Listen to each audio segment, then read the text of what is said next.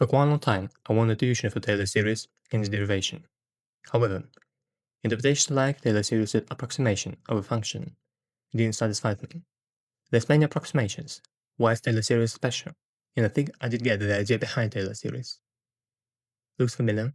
This primitive Taylor series, it literally represents idea behind Taylor series. If you have a starting position, you know how changing you can get to that position. This one though assumes that speed is constant, and that's called array case. Complete Taylor series would account not only speed, but acceleration, change of acceleration, or like it called acceleration father, acceleration grandfather, and so on to eternity. But how can we calculate contributions from each of these kinds of changing? Surprisingly, there's an intuitive pattern for each contribution. Let's say we're moving with a constant speed of 3 meters per second. Speed is represented by 3 factors, and after 1 second passes, factors will produce 1 displacement. Nothing new.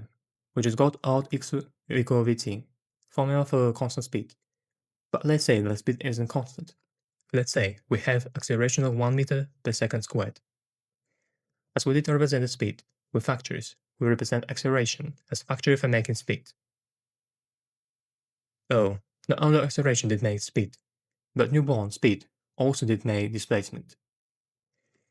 But these displacements not only look like a triangle, but are a true triangle. We pretend that time is changing by a sense of 1 second, but time is continuous, so we can approximate continuous time by making infinitely small steps.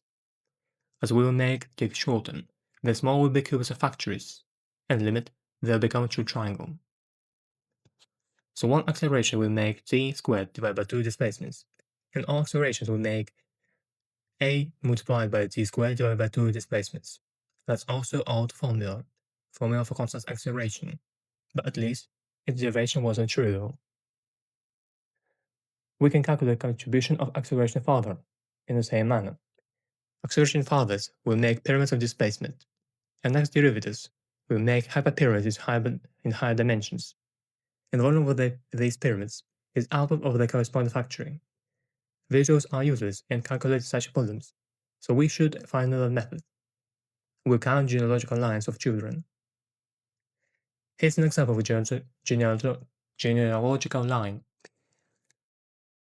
Is third displacement of first speed, or third acceleration father of acceleration.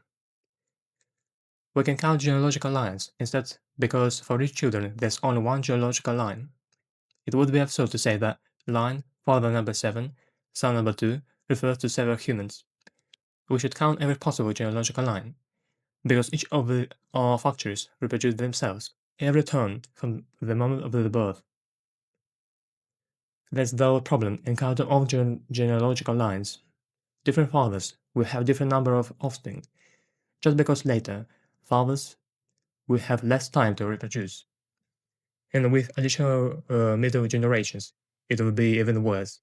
So let's count every possible and impossible genealogical line, and then we will discard impossible ones in batch. In fact, the only type of impossible genealogical line is time travel, when child is preceding parent, because as we said, all factors did reproduce themselves every turn from their, emphasis, their birth. We've taken third green generation. Third generation have 10 slots to stay, because ancestor factory reproduce themselves for 10 ticks, so we have 10 genealogical lines. So, how many slots do have second generation? Here's 5, but different second generations have different offspring count. They're hard to count, so we play second generation in every possible slot. One slot is occupied by third generation. For simple calculation, we can play second generation there as well. What can we do with this? Time is continuous, and in continuous case, slots will become points in line. We can stack as many points in one point as we want, as if they're if they're finite. So we can stack as many factors in one slot. Second generation also have all 10 slots to place themselves. So we have 10 times more genealogical lines, because for each placing of third generation, we can place 10 times more variants of the second generation. As you can see, part of slots are placed before father of third generation. We will discuss them later. Third generation will have 10 slots to choose, as well as next generation. We can generalize 10 ticks to arbitrary number of ticks t, and then we can generalize number of generation to g. We can add to every genealogical line new generation, and because each new generation have t slots to choose, every genealogical line will have t times more modified versions of themselves with new generation.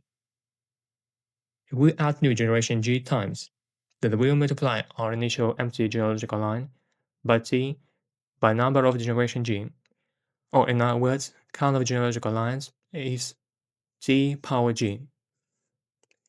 So how will we get rid of the lines with a time travel? There's no other impossible lines except for the time travel.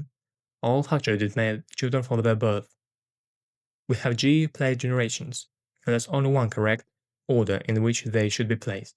First, we have older generation, then we have next older generation, and so on. But we allow time travel, and time travel is represented by swap of two factors. How can we count all swapped orders? It's amount of permutations of R factories, or g factorial. So they're g factorial duplicates. And to get rid of them, we need to divide g power g by g factorial. Finally, we can make complete Taylor series. It consists from initial position and contribution from speed, acceleration, and other derivatives. Because each factory of the same generation will make the same number of children, then we can obtain each contribution by getting amount of factories of some generation, and multiplying it by output of the one factory of the generation. Here's formal Taylor series with which you can be more familiar. Looks similar. You can have correction, isn't calculating displacement is too specific. In fact, Taylor series can be applied to every type of derivative. For example, you can find change of temperature with change of position, and it's not constant. It have infinitely many derivatives. Colors can change after changing time. There's many examples of such derivatives. You can find any value, how any value is changing due to changing of the other value, and Taylor series will work just fine.